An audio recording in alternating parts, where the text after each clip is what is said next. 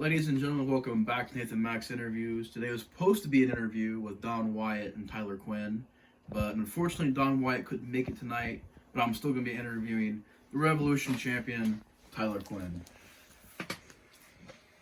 I guess I can also mention that you're the 2020 Match of the Year winner, along with Don't Bones. forget that. But I don't want to give you too much credit. So, Tyler, now that we're doing this interview and you're the Revolution champion, you've never held that belt before. What are you going to do with it? Well, I'll try and keep this professional because whether I like you or ended your career, this interview is not about you and not about me and you. So what am I going to do with the Revolution Championship? I've held every belt that this company has had. Every design of this belt. Of a belt that this company has had. And now I hold this. Used to be the Hardcore Championship. Now it's the Revolution Championship. Now it's a little more fine-lined and tuned to where it'll work better in this company. And I'm just going to do the same thing I did with every other belt. Not let anyone else get it. Remember, I am the most decorated star in this company.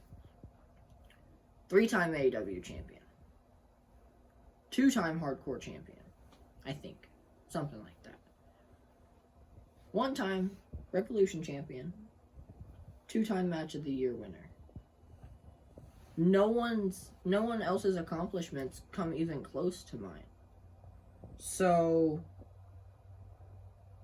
it's not much different with this.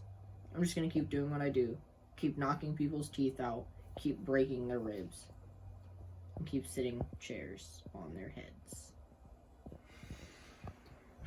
Well, I could make some comments about how you got that belt. I could make some comments about how you got every other belt in your career.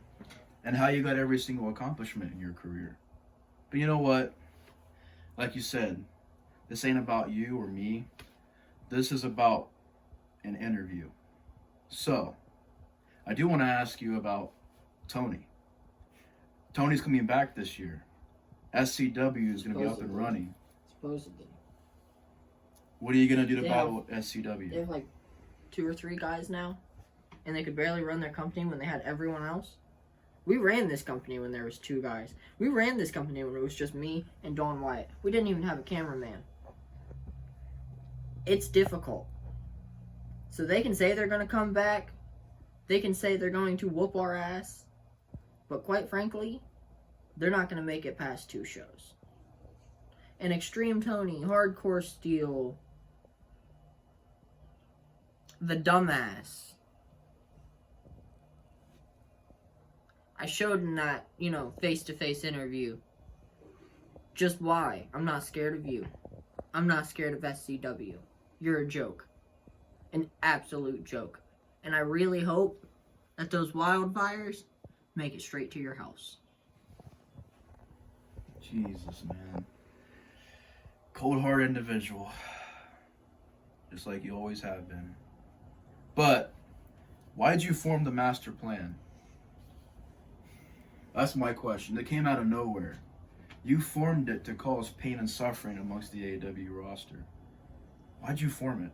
What made you form it? You have our AEW champion, Dakota Nix, who has been on an absolute tear this last season. I mean, let's be honest.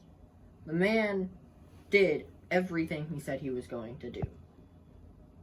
So him and I didn't want to see a certain person face him, and that's what that whole gauntlet was about. But when I went out there to make sure that he didn't win, Nix happened to win. And I realized him and I would make a pretty good team. So he introduced Justin Calloway, our right-hand man. And it just completed the triangle. What have you guys done to Justin? You guys have played mind games with him. He came into the company. You guys are taking advantage of him. I know you two are going to turn your back on him one day. I know how you operate. I know how Nick's operates. I just want to know when it's going to happen, because I know eventually it will.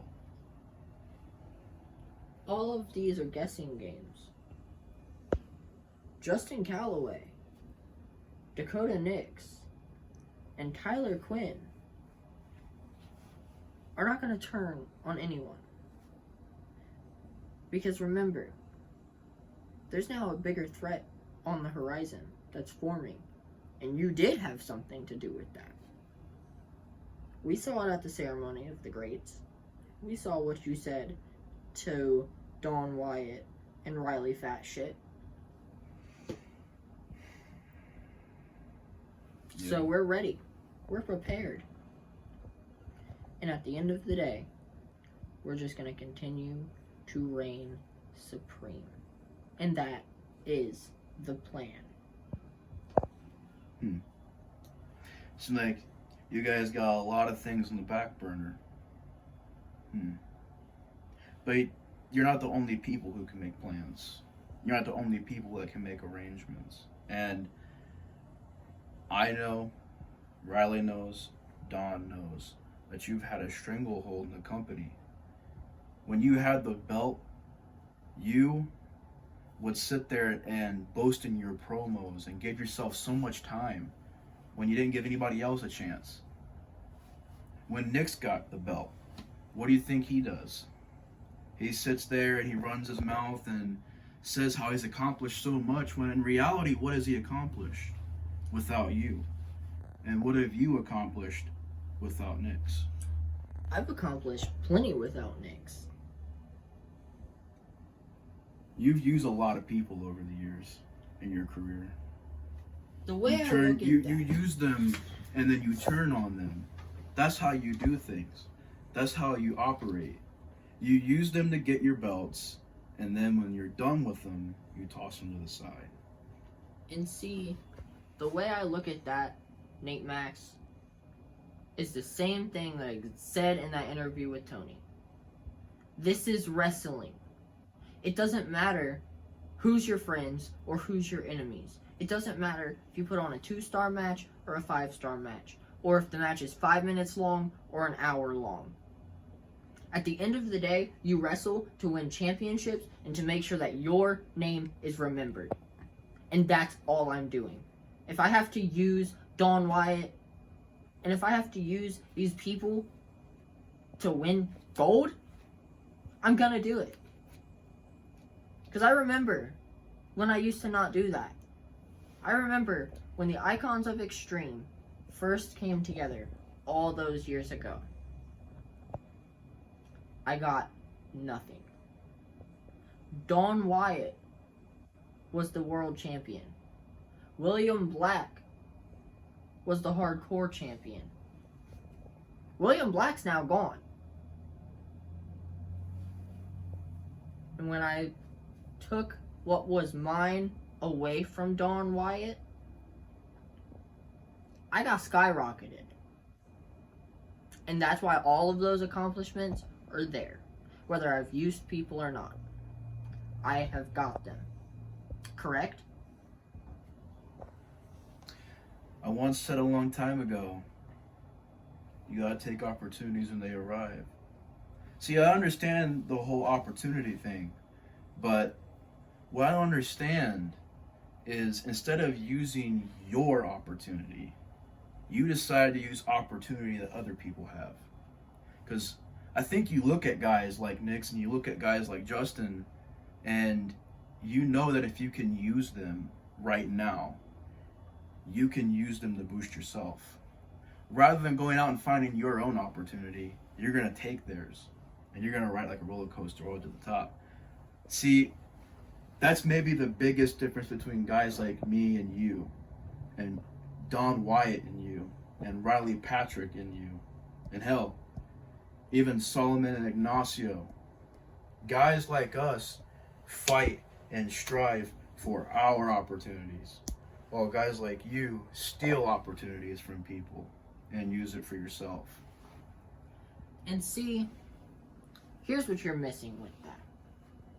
Because I have gotten my own opportunities. And I have won those opportunities. But when you're trying to get an opportunity, and there's other people with opportunities, the chance of your opportunity goes down. So, the way to avoid that is by making sure that you're above them. And that's all I've done. But, do you know why Don Wyatt canceled? Because he was supposed to be right here. I'm not sure. I have no clue. But I know he'll fix it. I know we'll probably get another interview with him soon. And then he'll have stuff to say to you. Because I know he's had a lot on his chest to say to you. Alright, well, I've got plenty to say to him. You sit and you say that there's things that you wanted to tell me for so long. You sit and you make all of these decisions on these interviews, but then you don't show up. To me, it just seems like you can't get me out of your mind, because even though you beat me at Pride or Pain last year, I've accomplished more than you ever would have last year. So the simple fact is me turning on you, again, proved exactly why I don't need you. Focus on your own shit and keep Tyler Quinn out of your mouth before I shut it for good. I don't care what you have to say to me. I don't care what Nate Maxx is gonna ask you. It doesn't matter. Because at the end of the day, you're just a former tag team partner that I've injured before and would injure again. Just next time, let's hope you don't get back in the ring. I have one more thing I wanted to ask you. So, on these pay-per-views, we've been seeing these ominous messages from an unknown person saying that they run the show now. Some anonymous GM or something like that. Who is this? Have you been investigating these messages from somebody? I have. And I have no clue what's going on. I feel like, once again, it's just something Don Wyatt is trying to do to bring himself back into running this company like he used to. We saw how that went. He does have part ownership of this company. I'm not gonna lie about that. But the fact of the matter is that when he runs the company, when I run the company, it's two completely different things. And when I run the company, we succeed. I don't know who Steve Cross is. I don't know what all of these weird messages are. But I will find out. And if it just so happens to be someone different, who knows? We'll just have to find out. But as far as I know, until the start of next season, I still run this company. But he says that he's the new owner. That you and Don no longer run the company. That's what I don't understand. Because I've never talked to Steve Cross before in my life. I don't even know who he is. See, I'm at a loss of words too. I thought he was part of the master plan. No. Why would we bring in someone who's saying that they're the owner? I don't know. When we already have Dakota Nix at the top. I'm not sure. But apparently there's a third party here. Guess you guys gotta figure it out. I mean, who knows? Maybe, as I said, Don Wyatt figured that bringing in someone new as owner would allow him to focus more on wrestling.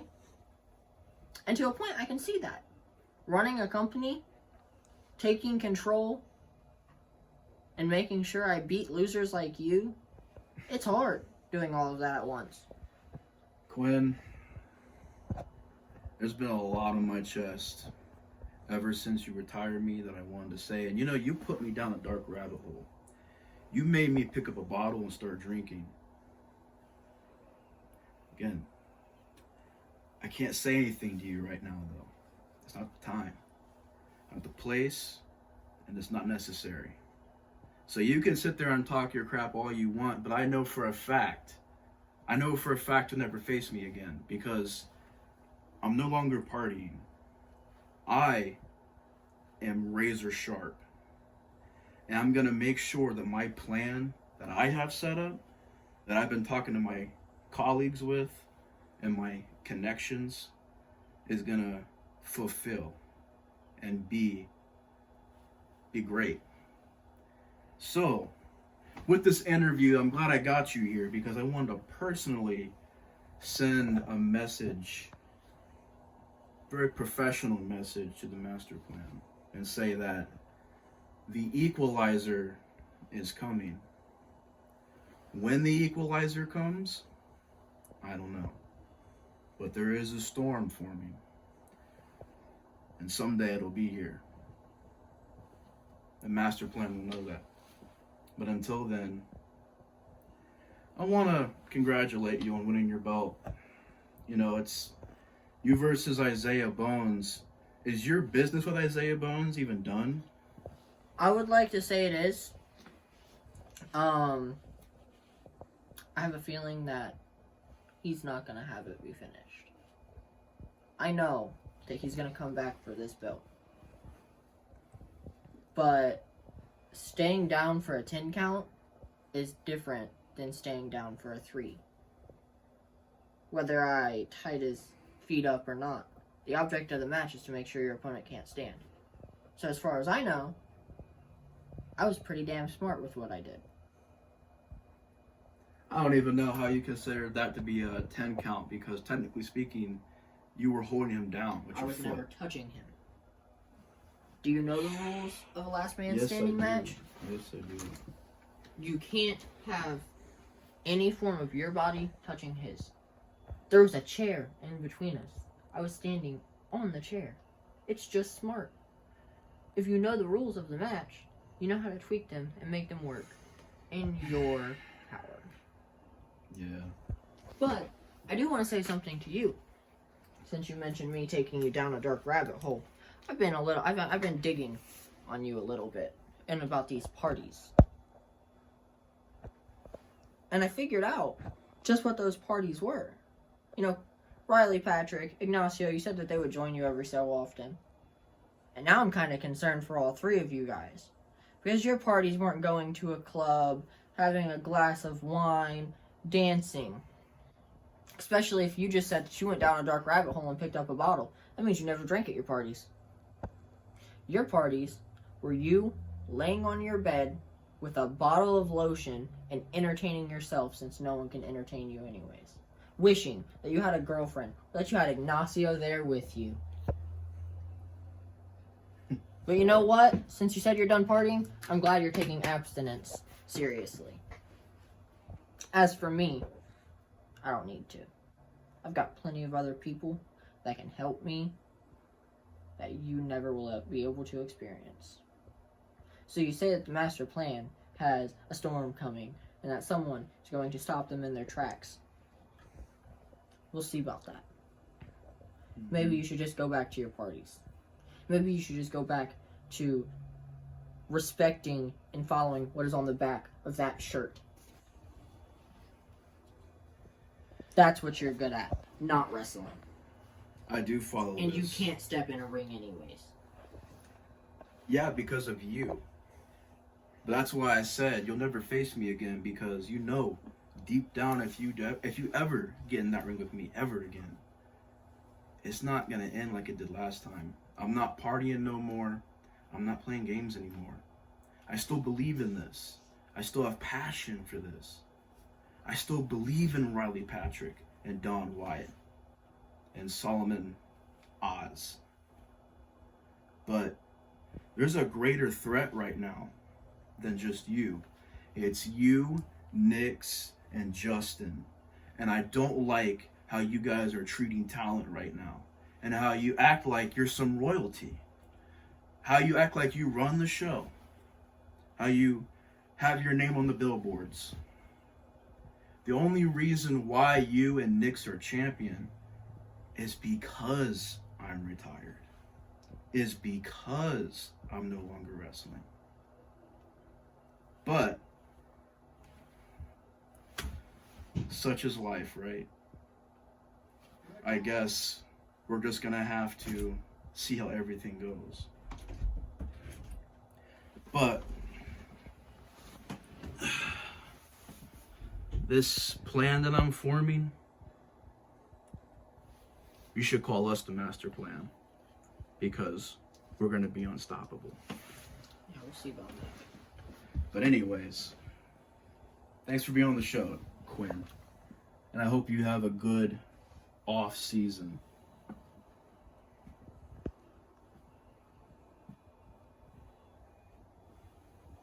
I guess you're not gonna shake my hand. Put your hand back out there.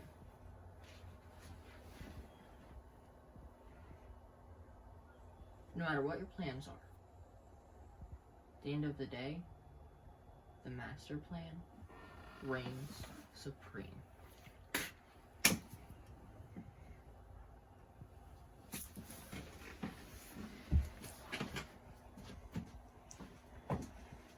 Cut the cameras.